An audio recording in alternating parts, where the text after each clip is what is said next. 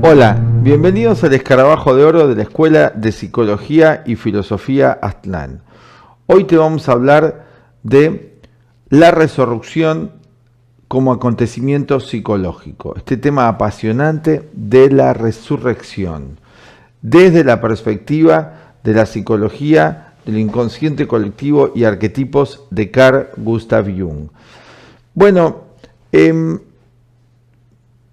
Carl Gustav Jung, este importante psicólogo suizo, al cual nosotros nos dedicamos aquí en la Escuela de Psicología y Filosofía Aztlán en Buenos Aires a enseñar, ha aportado extraordinarios conocimientos para la humanidad. Hoy te vamos a hablar de este estudio que él hiciera, de esta investigación acerca del tema de la resurrección. También otros lo han tomado desde el punto de vista de la reencarnación, también esto relacionado con las teorías del eterno retorno que desarrollara el filósofo Friedrich Nietzsche.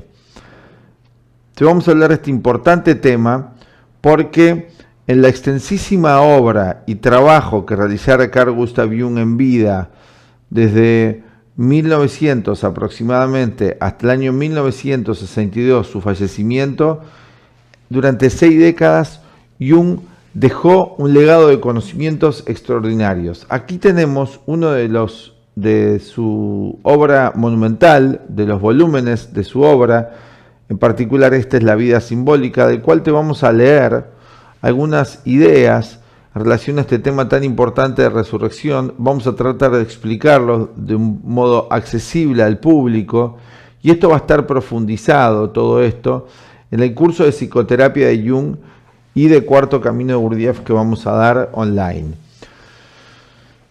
Bueno, Jung popularmente es conocido hoy, se ha dado mucho a conocer el tema del libro rojo, este misterioso libro para la mayoría que él realizara a lo largo de más de una década de su vida, con dibujos extraños, muy pintorescos, artísticos, con escritos en latín, en alemán antiguo, donde los estudiosos de Jung, sus discípulos y él mismo, contara que este libro tiene que ver con su proceso de transformación interior, su relación con lo que él llamara lo inconsciente colectivo y los arquetipos que encontramos en todas las filosofías, en todas las metafísicas a lo largo del tiempo. Se habla de 3 nacimientos en el mundo de las psicologías o de la iniciación: un nacimiento físico, un nacimiento psicológico, un nacimiento espiritual. Bueno, Jung trata todo esto en su obra realmente de un modo extraordinario. Como decíamos, Jung fue conocido y hoy es conocido por el libro rojo, conocido también por el tema del uso del mandala.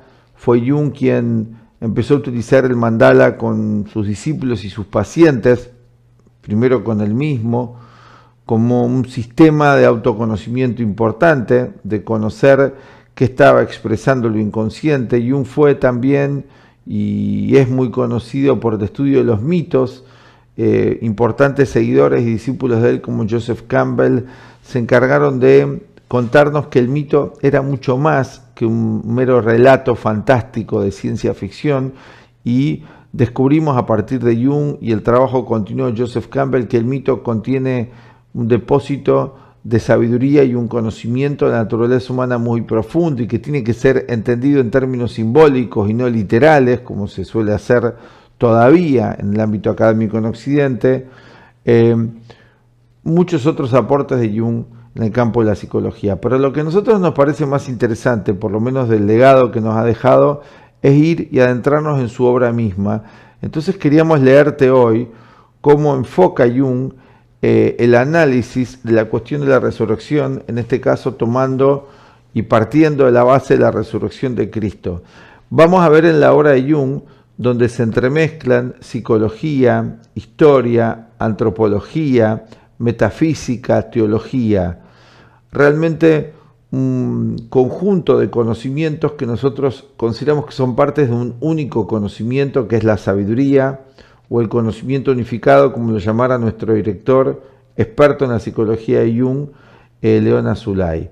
Nosotros consideramos que aquellos que puedan estudiar su obra, que puedan ir aprendiendo sus ideas, por eso estamos preparando y estamos dando un curso de psicoterapia de Jung, pueden encontrar respuestas a los más importantes temas de la vida y también explicaciones a los temas más superfluos de la vida también, y así desarrollar una nueva visión.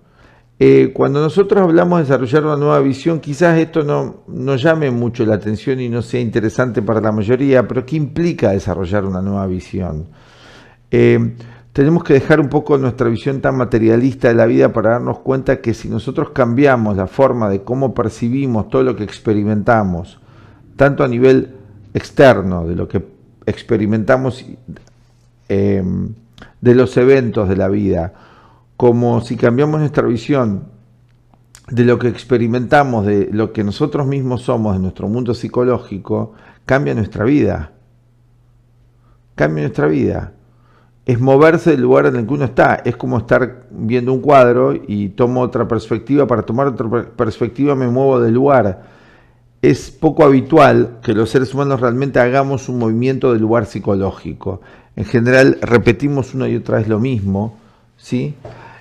Con lo cual estamos muy identificados. Bueno, vamos a leer un poco para mostrarte qué extraordinarios conocimientos nos trae Jung y qué aportes importantes para aquellos que lo estudiamos, para nuestra vida y aquellos que lo pueden llegar a conocer también. Nos interesa que este conocimiento no solamente quede en los libros de Jung, sino se dé a conocer al gran público mundial y además, siguiendo una idea que Jung planteara, nos encontramos en una civilización en transición, algo que en las antiguas enseñanzas espirituales se llamaba el apocalipsis, un antes y un después, el fin de un ciclo histórico y el comienzo de uno nuevo. Y frente a eso aparecen grandes crisis, pidiéndole al individuo realmente una nueva visión. Y de eso te vamos a hablar. Bueno, vamos a leer un poco y a explicarte estas ideas que quizás sean de utilidad para vos y que te ayuden a entender el momento actual. Cuando yo leí esto, pensando en material para el próximo video que estamos haciendo, hoy leía esto, digo, qué actualidad extraordinaria que tiene esto que él escribiera allá hace 70 años, o que enseñara ya hace 70 años. Esto es totalmente actual. Estamos en esa situación, y en esta situación tan particular que a la hora de hacer este video, al momento de hacer este video, perdón, nos encontramos donde está un 70% de la población mundial o 80% de la población mundial viene de estar en un confinamiento desde hace 3 meses. Esto tiene gran actualidad para ayudar a entender por dónde viene la cuestión y cómo enfocarla de un modo más conscientemente para no perecer ni psíquica ni físicamente. Esto es muy importante. La psicología de Jung, me voy a atrever a decir, creo que nos brinda manuales de supervivencia extraordinarios. Y una supervivencia que no es solamente una supervivencia en cuanto a subsistir, es mucho más que eso. Es sobrevivir y trascender. O sea, la psicología Jung tiene estos elementos, así como también lo encontramos en las enseñanzas, en las doctrinas budistas o en la enseñanza de Gurdjieff, Cuarto Camino. Hoy también estaba leyendo algo de Krishnamurti, otro gran pensador de gran actualidad.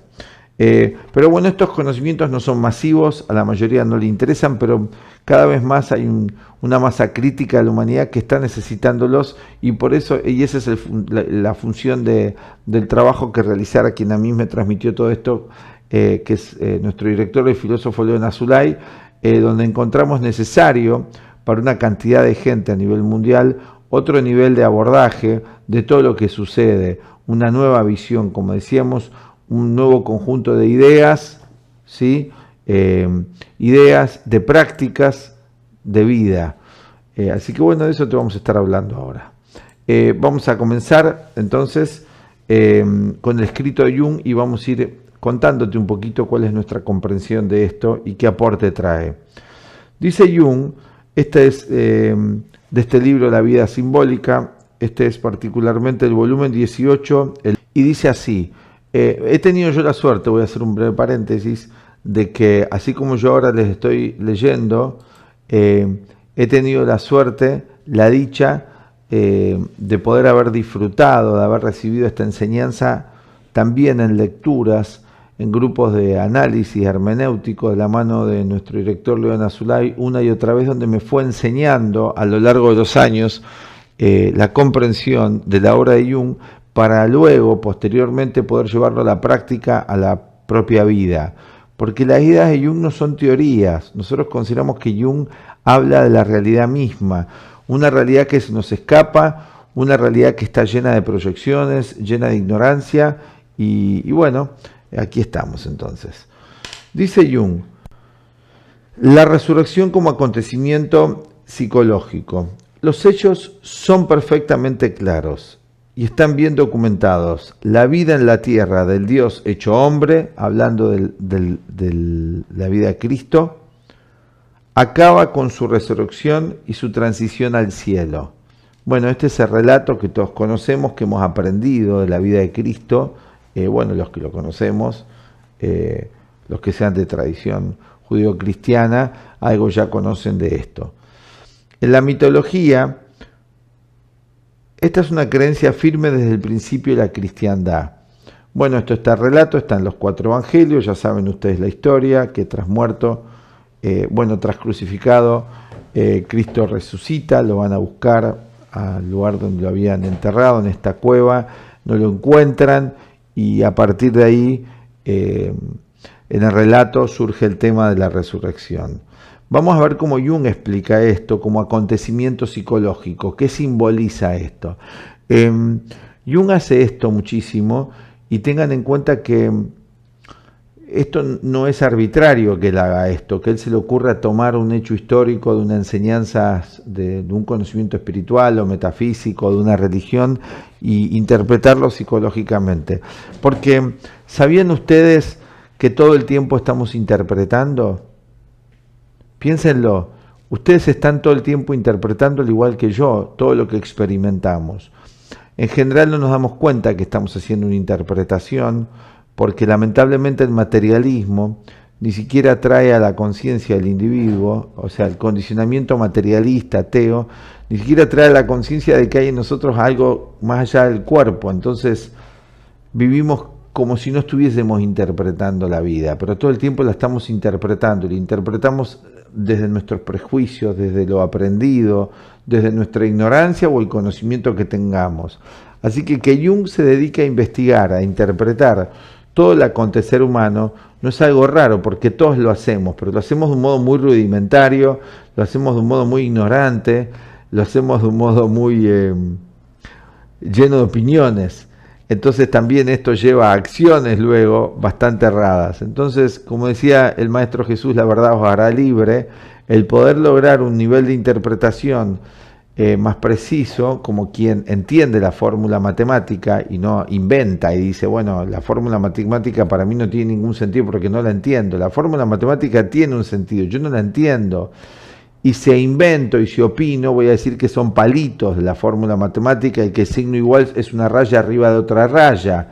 Podemos con todo nosotros interpretarlo literalmente, o podemos comprender los símbolos que yacen detrás de la impresión, ya sea una impresión externa de conocimientos, ya sean de eventos, o interna de lo que nosotros estamos experimentando. Pero tengan en cuenta que todo el tiempo estamos interpretando. Así que acá también Jung hace una interpretación de la vida de Cristo.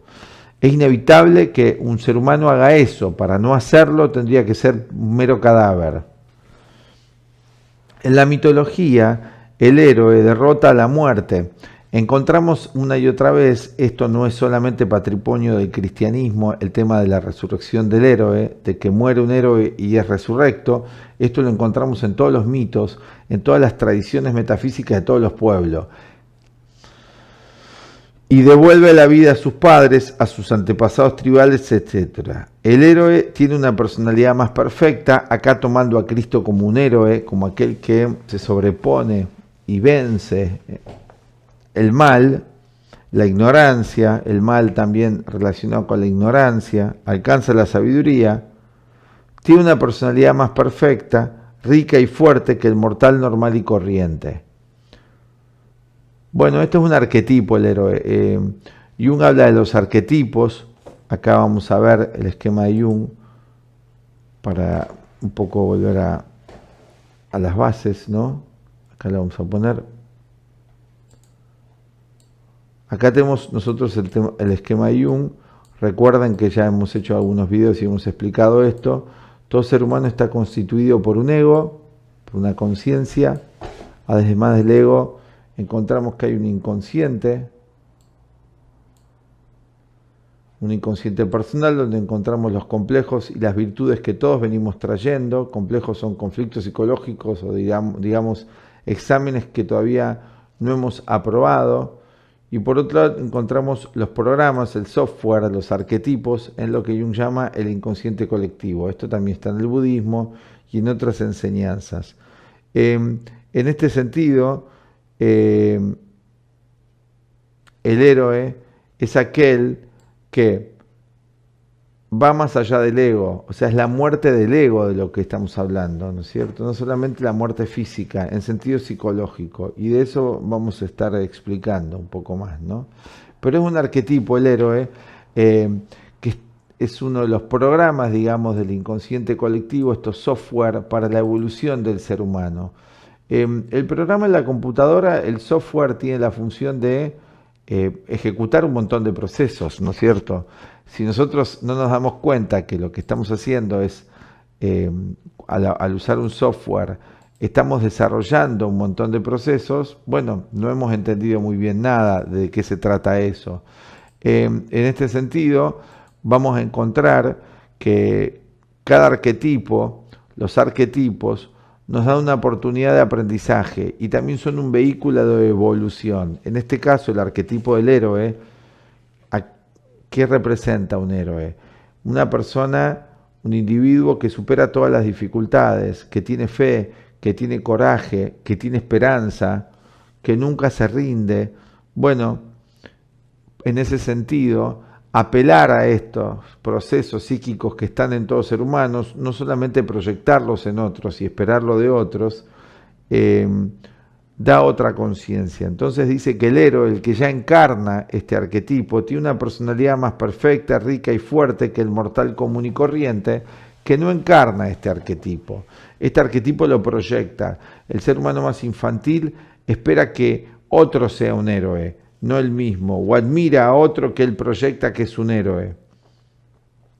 Aunque el héroe también es mortal, el mortal, la muerte no aniquila su existencia, sigue viviendo de una forma un poco modificada, ¿no? Hemos hablado ya en otros videos de la posibilidad del ser humano, a través de un desarrollo muy especial, un conocimiento muy especial y una práctica muy especial, de un segundo nacimiento. El primero lo hemos tenido, que es el nacimiento físico, y el segundo nacimiento sería el nacimiento psicológico.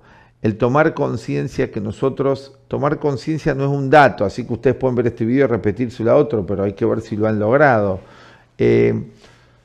Tomar conciencia que somos más que un cuerpo, no como dato intelectual, como experiencia, como vivencia, y que se traduzca en los actos de nuestra vida. Bueno, en este momento es evidente que como humanidad no hemos tomado conciencia que somos más que un cuerpo, porque estamos sufriendo un pánico extraordinario frente a una de las nobles verdades del budismo, que es la muerte, un hecho natural de la existencia. Y como Occidente no se preparó para nada para esto, cae en pánico. Pero sigamos con Jung. Aunque el héroe también es mortal, entonces, en un nivel superior de civilización, el héroe se acerca al tipo del dios que muere y resucita, como es en el caso de Osiris.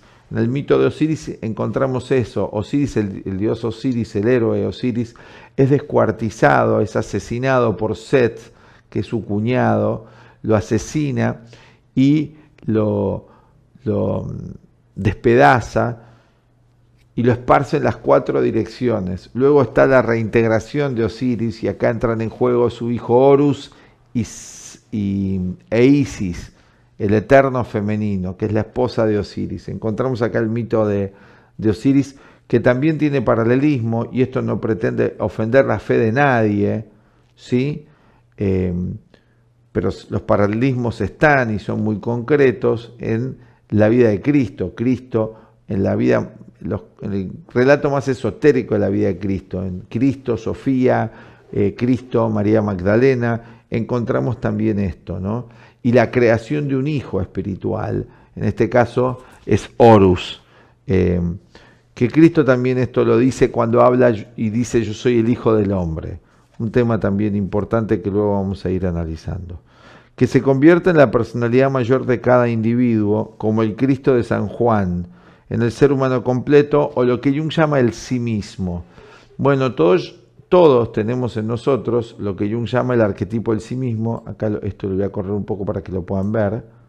Acá lo encontramos, ¿no? Lo voy a poner en pantalla. El arquetipo del sí mismo es el espíritu, es la conciencia superior que hay en todo ser humano y de la cual no somos conscientes y vivimos como si no existiese. El materialismo más bien rechaza todo lo que es espíritu, lo que es superior en el ser humano. No considera que hay nada superior en el ser humano. Lo que encontramos en el ser humano es el cerebro. Lamentablemente, esa es la visión tan elemental y básica del materialismo que no tiene fundamento más que prejuicios, ¿no? No se basa en un conocimiento, es más que nada prejuicio, ¿no? Bueno, sigamos. El sí mismo, el arquetipo central de la conciencia, el self, Jung lo llama el self, en el hinduismo encontramos que esto es el Atman, la conciencia superior en todo ser humano, que es el que crea al ego. El ego en la psicología Jung es un desprendimiento, digamos, es un satélite, este ego acá arriba, del self, del sí mismo. El yo real es el que sabe, es el yo superior que hay en todo ser humano. En el budismo se llama el Atman, en el hinduismo se le llama Atman, en el budismo se le llama la conciencia Rigpa, ¿sí? Carlos Castaneda lo llama el Nahuatl, en todos estos sistemas está. En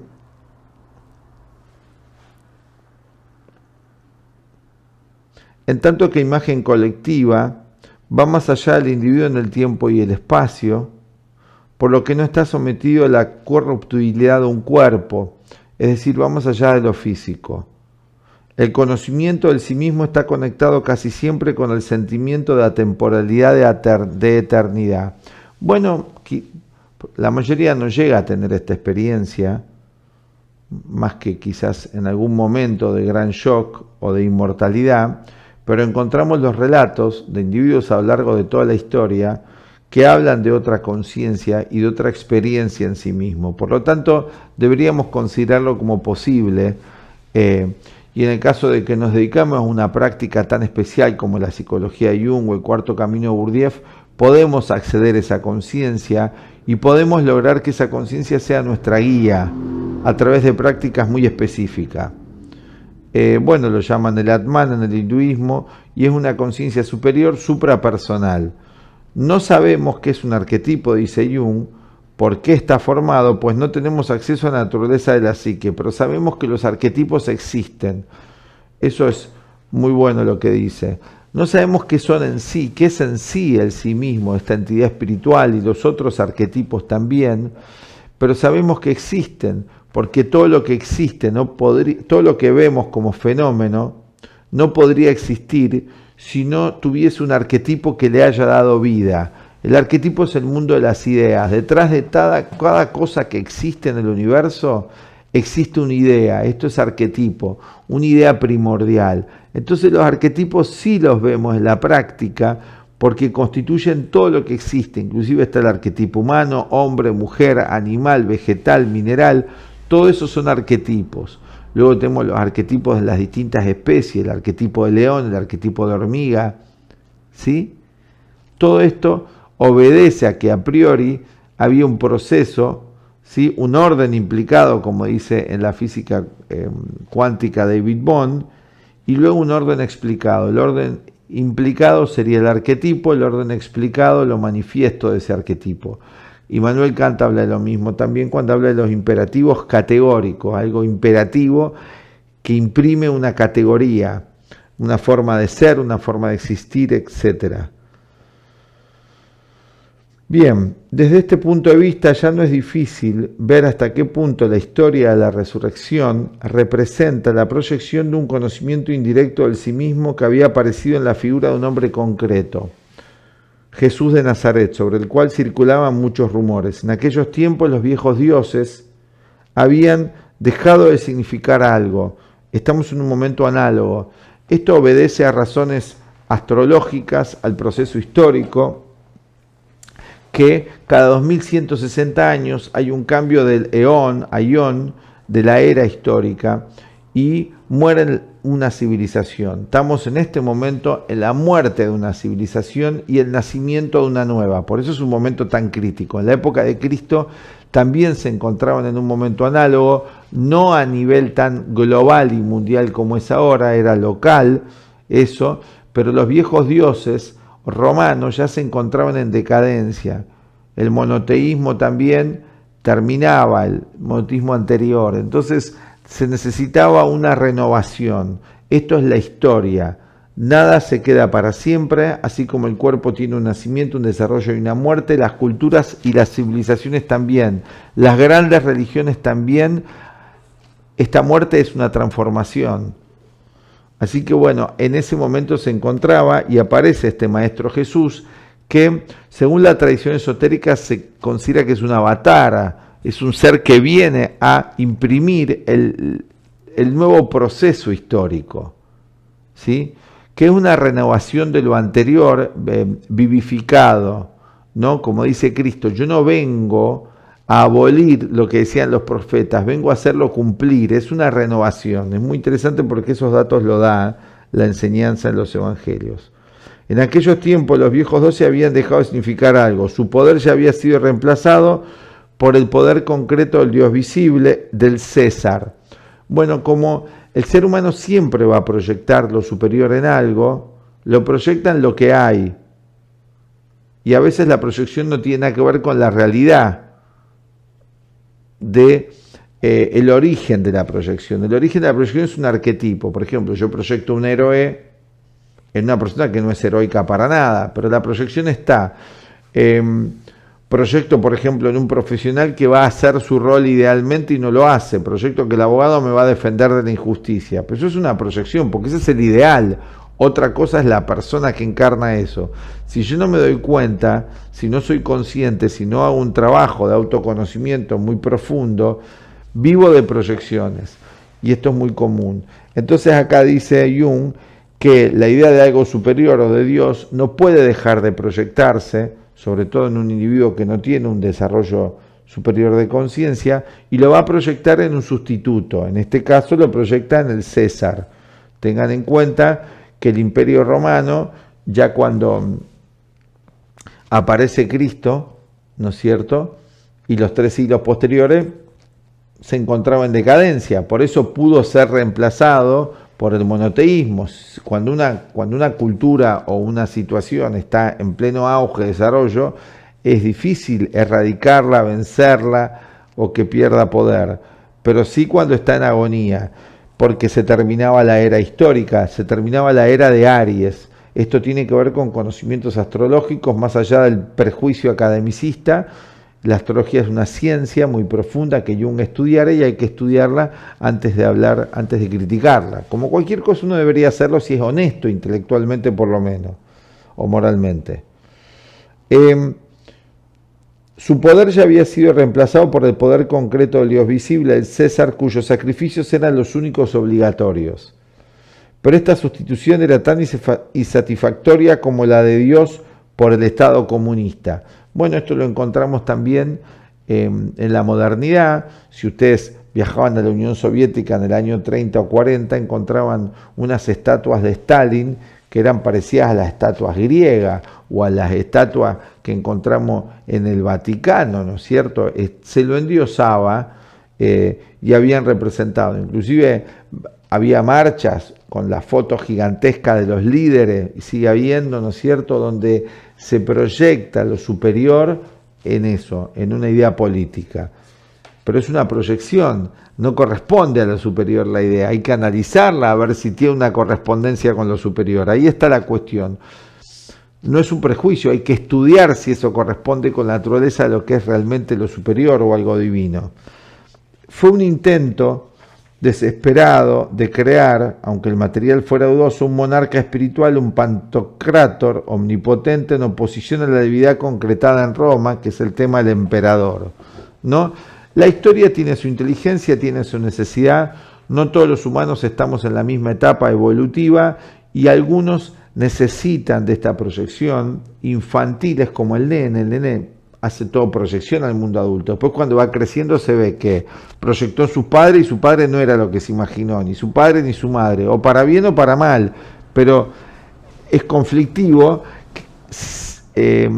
si no tiene mucha conciencia y una educación especial, que se vaya siendo consciente de que el padre no era lo que imaginaba, la madre no era lo que se imaginaba, el profesor no era lo que se imaginaba, el héroe de fútbol no era lo que se imaginaba, el actor no era eso y el político menos todavía aún, que estaban todos muy alejados del arquetipo, del ideal. Si es más consciente, busca él encarnar el ideal y no exigírselo infantilmente acá y allá, por medio de proyecciones. Qué ironía, dice Jung, de la historia, la sustitución del César por el cargo pontifical de Pedro, porque tengan en cuenta que en el año 325 se quita la figura del emperador o del César y se pone la figura del Sacro Imperio Romano, donde el máximo, digamos, representante de Dios en la tierra pasa a ser el Papa. Esto sucede con el primer Papa Emperador Constantino y luego lo tenemos esto ya que gana poder en el siglo VIII con el Sacro Imperio Romano Germánico, donde todos se someten a la voluntad de este representante de Dios en la tierra. La necesidad de una autoridad espiritual se volvió tan apremiante porque solo había un individuo divino, el César, y esto fue trasladado, mientras que todos los demás eran anónimos y no tenían ni siquiera unos dioses privados que escucharan sus plegarias. Así que recurrieron a la magia. Nuestra situación actual de proyección infantil, escuchen, pues esta es una idea muy importante, nosotros estamos agregando, acá no dice proyección infantil, pero Jung está desarrollando esta misma idea. Jung dice, nuestra situación actual es más o menos la misma, nos estamos convirtiendo rápidamente en los esclavos de un estado anónimo, no sabemos quién dirige por detrás, que es la autoridad suprema que gobierna nuestra vida, con nombres de grandes organizaciones, conglomerados económicos, multinacionales, bancos, etc. Detrás es anónimo y quién gobierna. El comunismo ha realizado este ideal de la manera más perfecta, que esto fue así en el comunismo. Hoy estamos en 1984, si ustedes leen esa novela, encontramos paralelismos extraordinarios y con esto mismo que está diciendo Jung ya hablaba de esto en 1910, antes que George Orwell publicara su obra.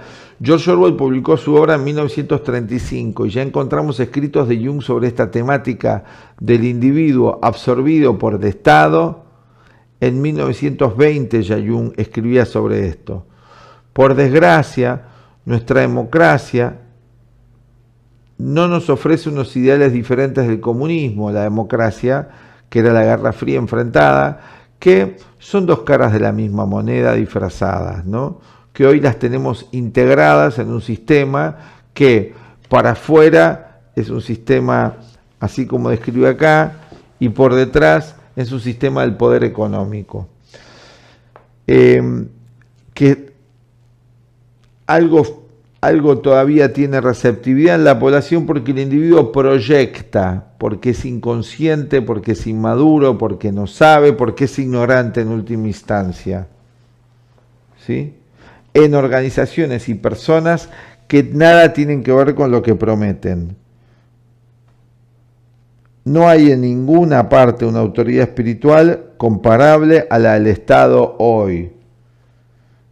O sea, los eslogans que hoy se difunden son de carácter dogmático y son como los que tenían los antiguos dogmas que fueron criticados, de las religiones que estaban en decadencia, que eran profundamente dogmáticas, fueron profundamente criticadas por el materialismo de la Revolución Francesa y del iluminismo y de la era industrial, sin embargo, reemplazaron con nuevos dogmas, ¿no? Necesitamos urgentemente un contrapeso espiritual al concretismo en definitiva bolchevique. Necesitamos una vez más testigos contra el César. Miren cómo escribe Jung, alertando sobre este tema. Gente que despierte, que se dé cuenta, que no quiera vivir como esclavo, que quiera ser consciente. Los autores de los evangelios estaban tan ansiosos como Pablo por atribuir cualidades milagrosas y significados espirituales a ese joven rabino, Jesús, casi desconocido, que murió tras una carrera que tal vez solo duró un año. Sabemos qué hicieron de él, pero no si esa imagen tiene algo que ver con el hombre verdaderamente histórico, que ha quedado sepultado bajo una avalancha de proyecciones. No sabemos si era el Cristo y Logos que vive eternamente, pero no importa, pues la imagen de Dios hecho hombre vive en todos los seres humanos y se ha encarnado, es decir, proyectado en Jesús para hacerse visible y que la gente pueda entenderlo como su propio hombre interior, como su sí mismo. Bueno, no es que ha sido negativo eso completamente, al contrario, significa un aprendizaje para la humanidad. La proyección en Cristo como ser superior lo lleva a todo lo superior que puede encontrar en sí mismo si realiza ese proceso. Hoy la gente, por lo menos a nivel de la vigilia, a nivel consciente, a nivel del ego, hay una importante parte de la población que dice no creer en nada, aunque cree en cosas, cree en el consumo, cree en el bienestar material, cree en su próxima vacación, etcétera, en la droga, en el sexo, en algo cree, pero no se da cuenta que eso es también un prejuicio. No se da cuenta. Es difícil darse cuenta y tener conciencia del piso sobre el que uno está parado, y el piso es nuestra propia mente. Estamos parados sobre nuestra mente condicionada. Si nos damos cuenta, esto puede implicar una libertad psicológica importante. Bueno, ¿qué más dice Jung? Así pues, habían recuperado su unidad humana, todo el mundo tenía naturaleza divina. Bueno, por eso tuvo una repercusión en algún punto y poder. Cristo les había dicho: sois dioses, y en tanto que tales eran sus hermanos, compartían su naturaleza y habían derrotado la aniquilación procedente del poder del César o de la muerte física. Habían resucitado con Cristo. Como somos seres psíquicos, no solamente físicos, y no dependemos por completo del espacio y el tiempo, es decir, que nuestra mente profunda está más allá del espacio y el tiempo. Y tenemos esa sensación a veces, ¿no? Hoy cada vez menos, porque el pánico impide todo aprendizaje. El temor que hoy están imponiendo en la gente es extraordinario, y la gente está muerta de pánico y se ampara en que el mensajero es bueno y que tiene buenas intenciones. O sea, hay una ingenuidad psicológica extraordinaria, ignorancia y también mucha sombra en esto, ¿no? No estamos sometidos totalmente a los poderes de la aniquilación, porque nuestra totalidad psíquica va más allá de la barrera del espacio y el tiempo, que es la realidad de lo psíquico del alma, que es atemporal. Mediante la integración progresiva de lo inconsciente, o sea, si hacemos consciente el inconsciente, tanto personal como colectivo, en el personal vamos a encontrar defectos y virtudes, darnos cuenta cuáles son nuestros defectos y cuáles son nuestras virtudes en sentido real y objetivo.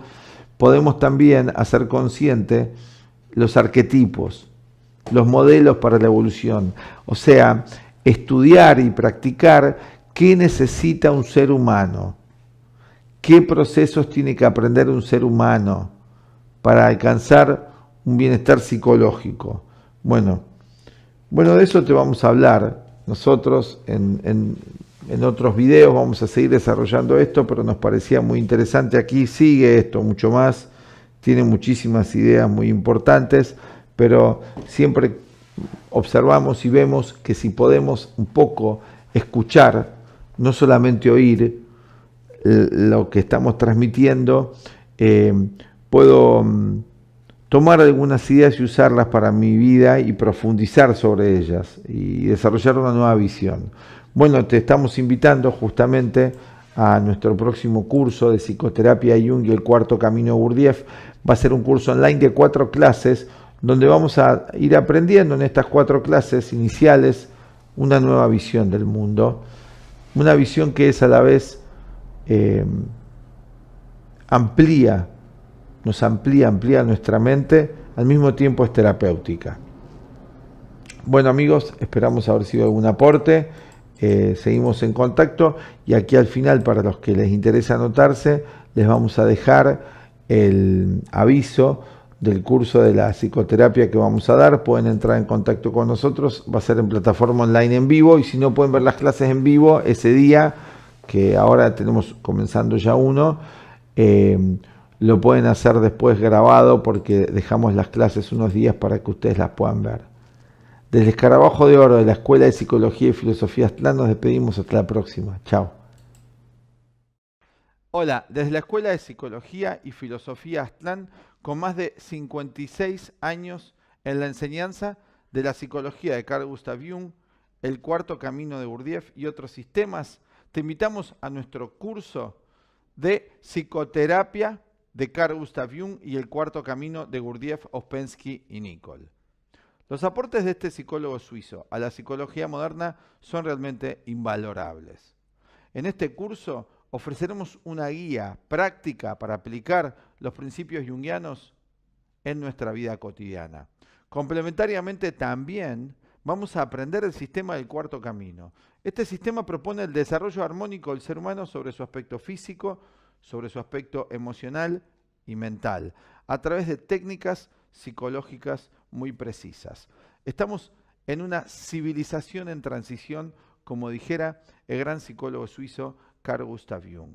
En este momento bisagra de la historia, estamos necesitados, muchos de nosotros, de herramientas muy precisas para ir a la raíz del conflicto y a partir de allí, con herramientas prácticas, salir como el ave fénix de las cenizas. Todos tenemos esa oportunidad.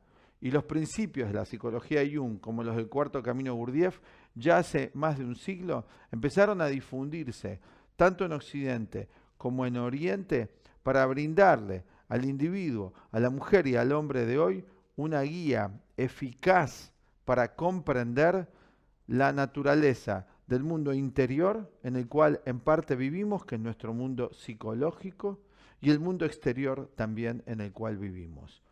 Es evidente hoy para muchos de nosotros que hay una relación inmediata entre lo que pensamos y lo que sucede allí en nuestra vida. Queremos vivir una vida mejor en lo social, en lo económico, en lo afectivo, en las relaciones. Pero para eso ya se hace imprescindible para algunos empezar a ver que aquello que sucede ahí afuera es efecto de lo que sucede aquí adentro. Si vos estás interesado en aprender, así como el cuerpo necesita de ejercicio físico para estar más sano, para nuestra mente también hay ejercicios muy definidos para que ésta pueda estar mejor, como dijimos antes, y en armonía entre el plano emocional, el plano mental, que afecta inmediatamente a lo físico. Bueno, si estás interesado en aprender más sobre estos sistemas realmente profundos, realmente alternativos a lo que se está ofreciendo y desconocidos para la mayoría en profundidad, te invitamos a este curso sobre la psicoterapia de Carl Gustav Jung y el cuarto camino. Vas a encontrar acá en nuestro video los teléfonos de contacto para que puedas averiguar bien más acerca de los temas que vamos a ir abordando y cómo es la dinámica del curso. Pero sí te podemos contar que el curso está estructurado en módulos de 4 clases. Vamos a tener clases semanales y en cada clase vamos a ir aprendiendo los principios teóricos y también cómo ir llevándolos a la práctica. Vas a poder ir avanzando y profundizando en módulos mes a mes si a vos te interesa. Ir comprobando la practicidad extraordinaria que puede tener en tu vida tanto el sistema Jung como el sistema del cuarto camino.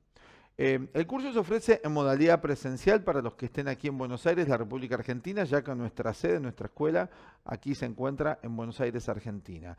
Pero también ofrecemos para la gran cantidad de seguidores que tenemos en nuestro canal de YouTube, más los canales de Instagram, más Facebook, ofrecemos la modalidad online. Por primera vez vamos a dar este curso en modalidad online también, porque muchos nos los están requiriendo. Ya tenemos más de 100.000 seguidores en nuestro canal de YouTube y nos están pidiendo la parte práctica de lo que vamos transmitiendo en los videos. Semana a semana en la modalidad online vamos a hacer una transmisión en vivo donde vas a poder hacer las preguntas y manifestar tus inquietudes en relación a los temas dados. Así que bueno, estás invitado tanto de forma presencial aquí en nuestra escuela en Buenos Aires como en la modalidad online. Te esperamos. Chao.